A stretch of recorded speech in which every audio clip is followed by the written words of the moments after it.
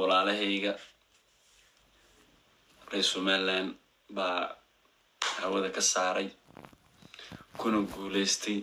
in aan caawa halkan niyad jab iyo qalbi jab aan la soo fadhiyo laakiin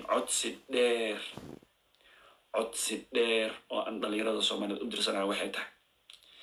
dhibaatada intaan la eg markii la igu sameeyay indhihiinu shantay ahaayeen balse dhib ma laha waa ku qanacsanahay walaalayaalow akoonkeygan hal ii gaarsiiyo kii kale meeshuu joogay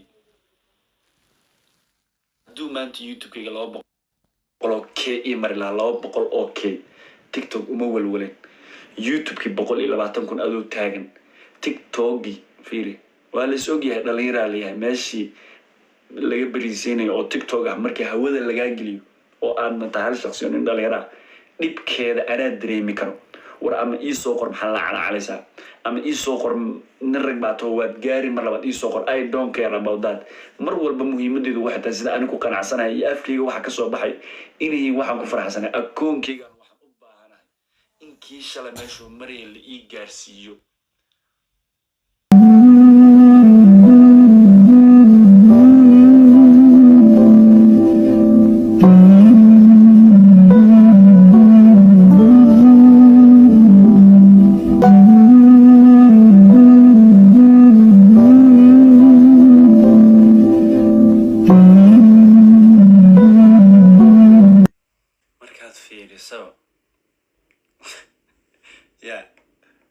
يا برا والله أنا دن جوي أي قلدم يا وحأم لا يهد إن كجرا كونكي وين لايف وامشي في موت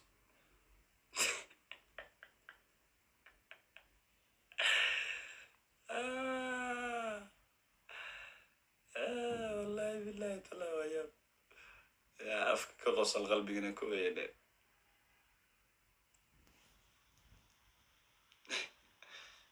والله وحأم قبابة هذا أكوكي وينه إلى لايف كجرا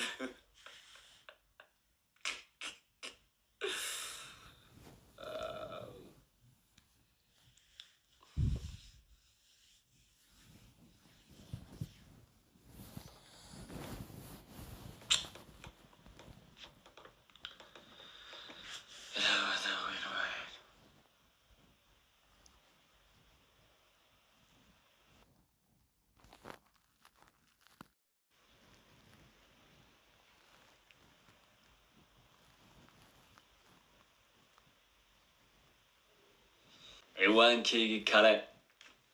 warkiisu waa dhamaaday ya hawadan lagu cunay fadhii murugadan iyo dad bay u tahay farxadooda oo u arka inay guuleysteen oo dee laakiin waa caadi wax uu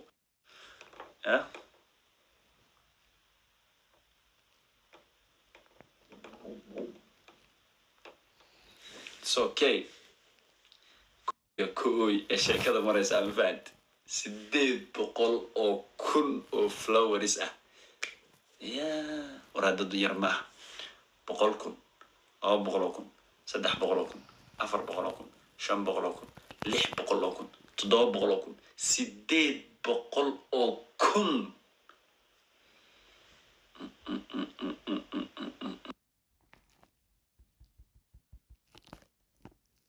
واحد ضد يرمى هنا والله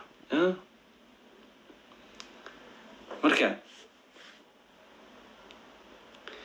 بل إن شاء الله تعالى كم أن جالسين